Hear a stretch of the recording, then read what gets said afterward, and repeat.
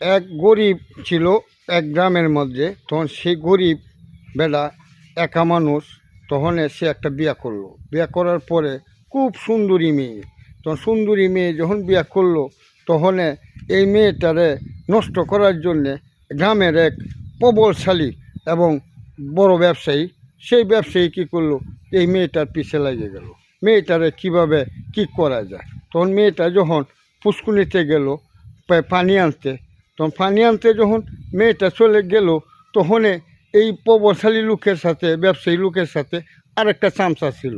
তখন চামচাটা যখন সাথে ছিল, তখন বলতেছে এই মেয়েটা কার। তখন বললো এই মুখের বউ। তখন কই এত সুন্দর, হ্যাঁ, এই গরিবের ঘরে।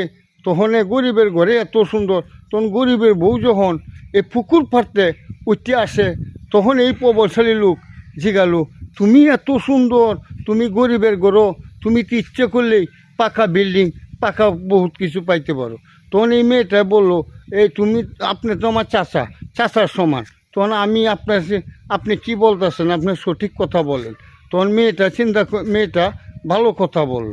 তখন ওই যখন মেয়েটা চাচা ডাকে, তখন এই প্রবলশালী লোকে কয়, আমাকে চাচা ডাকো কেন, তুমি আমাকে ভাই ডাকতে পারো না।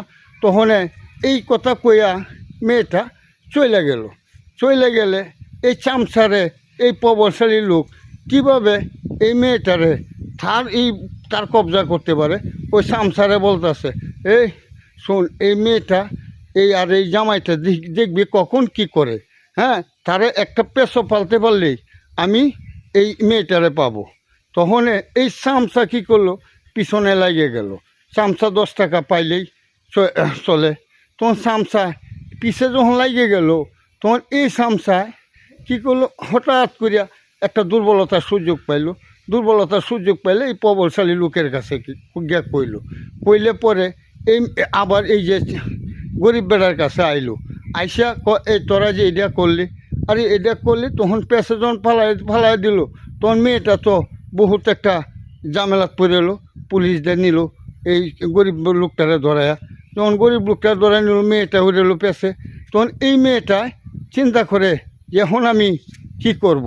মেয়েটা হয়ে গেল অসহায়। যাই হোক, মেয়েটারে বহুতভাবে চেষ্টা করলো। তবে একটা মেয়ে চাইলে যে কোনো সময় ইজ্জত রাখতে পারে, এটা মনে রাখবেন। কারণ তখন অত পেরেশানির পরেও সে ইজ্জত দিল না, কারণ এতটাই এই কষ্ট দিল এই প্রবলশালী লোক। তখন প্রবলশালী লোকের কথাগুলি শুনবেন আর সকলেরই বুঝার তৌফিক দেখ আল্লাহ তাআলা, যাতে বুঝেন। হ্যাঁ, আর ভিডিওটা ভালো লাগলে লাইক শেয়ার করে দিন।